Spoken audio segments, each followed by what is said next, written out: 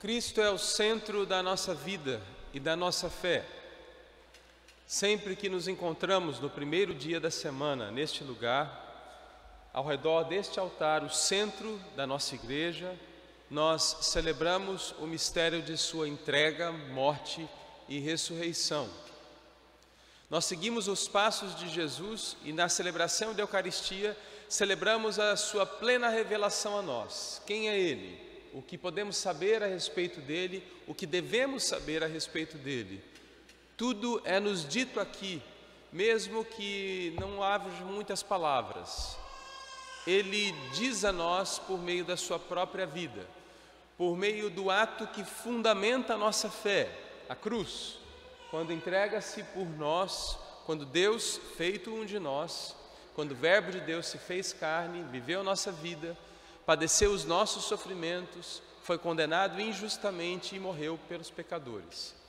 Este ato funda a nossa fé, é o início, a cruz de Cristo é o começo de tudo, é a nossa vida. Nós vivemos a morte e a ressurreição de Cristo neste lugar, de maneira ritual, mas não somente simbólica, de maneira real. Todos, ao celebrar a Eucaristia, vamos até o Calvário, onde Ele é crucificado. Nós também estamos lá quando celebramos a Eucaristia. Nós estamos na última ceia, nós estamos lá quando Ele ressuscitou dos mortos, quando as mulheres encontraram o sepulcro vazio.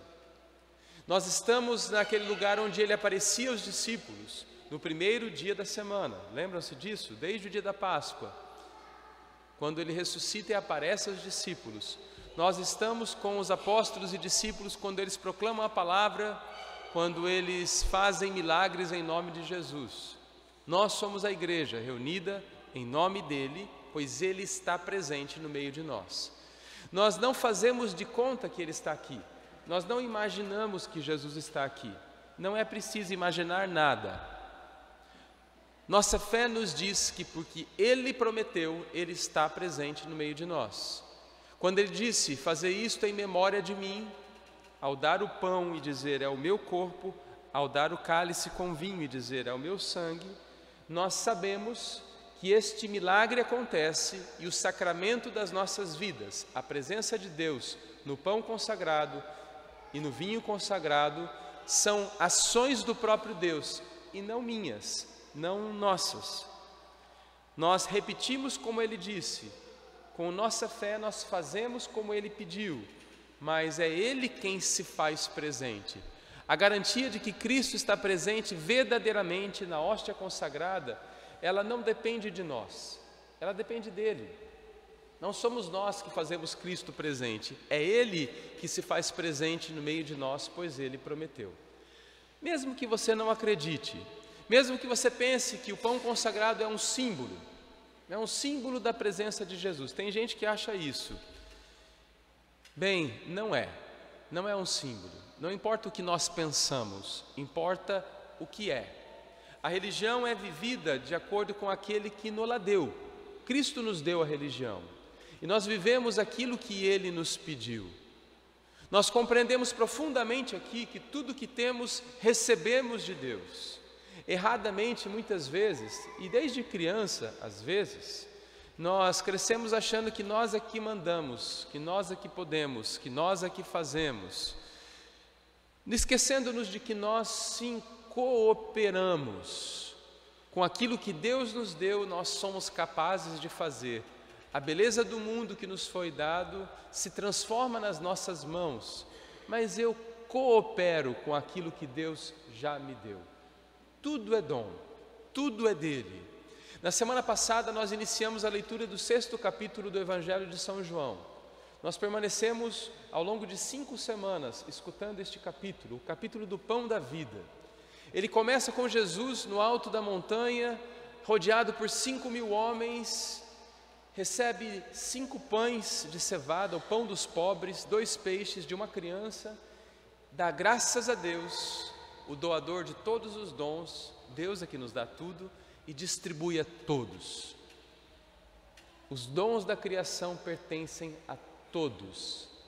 Quando celebramos o pão da vida, toda a Eucaristia é a celebração do pão da vida, nós damos graças a Deus. A Eucaristia também se chama ação de graças a Deus por tudo que Ele nos deu, compreendendo que mesmo aquilo que eu tenho e eu acho que é tão meu, na verdade é nosso, foi-me dado, mas gera vida em mim quando é partilhado. Essa foi a grande lição da semana passada. O milagre da multiplicação dos pães fala da nossa fome e sede de Deus, fala dos bens da criação que devem ser partilhados para que todos tenham o suficiente. Das sobras foram recolhidos 12 cestos. O número 12 eu dizia semana passada, lembram? As 12 tribos de Israel, os 12 apóstolos, é a plenitude dos povos, todos os povos. Tem para todos, 12 cestos são recolhidos. E aí Jesus se retira porque queriam fazê-lo rei, atravessa o mar, o povo pergunta-se onde está Jesus, todos atravessam até Cafarnaum, encontram Jesus e perguntam a ele: quando você chegou aqui, Jesus? É hoje. E Jesus não responde isso. Jesus não responde o que eu quero saber, Ele responde o que eu preciso saber. Bem, em verdade vos digo, não me procurais porque vistes sinais e milagres, mas porque comestes o pão e ficastes saciados. Trabalhai não tanto por aquilo que não dura, pela comida que se pede, trabalhai pelo alimento que dura para a vida eterna e que o Filho do Homem vos dará. A Ele é que o Pai, o próprio Deus, marcou com o seu selo. Jesus diz: trabalhai por outro pão. Existe um outro alimento, um alimento que não se perde, que dura para a vida eterna. Jesus agora, depois de ter alimentado a multidão, todos estavam com a barriga cheia, e vão até Ele, Ele começa a falar de uma nova realidade, e eles não entendem direito. E aí pergunta: tudo bem, mas que sinal você faz, Jesus? Nossos pais no deserto, no Êxodo, comeram o maná, o pão que Deus mandou do céu. E você, que sinal você faz? Que obras realizas? Que milagres? E Jesus diz: em verdade vos digo, não foi Moisés que deu o pão do céu, foi meu Pai. Ele é que vos dá o verdadeiro pão do céu. O pão de Deus é o que desce do céu para dar a vida ao mundo. O pão de Deus desce do céu para dar vida ao mundo. Um mundo tão mergulhado em sinais de morte, nossas próprias vidas. Ao redor, passamos por uma pandemia, tantos sinais de morte, mas também tantos outros sinais. Quando os seres humanos vivem em busca dos bens deste mundo, dos prazeres deste mundo, das seguranças deste mundo, batem a cabeça, batem uns contra os outros. Nós que temos opiniões tão divergentes, nós que tão facilmente enxergamos o outro como nosso inimigo, não como nosso irmão. Nesse mundo tão mergulhado na morte, Jesus diz: o pão que Deus dá e que desce do céu e que é a vida do mundo, a verdadeira vida do mundo. Quando eles escutam isso, eles pedem a Ele: Jesus, Senhor, dá-nos sempre deste pão. E aí Jesus lhes diz o primeiro dos escândalos do capítulo 6. Nas próximas semanas veremos outros.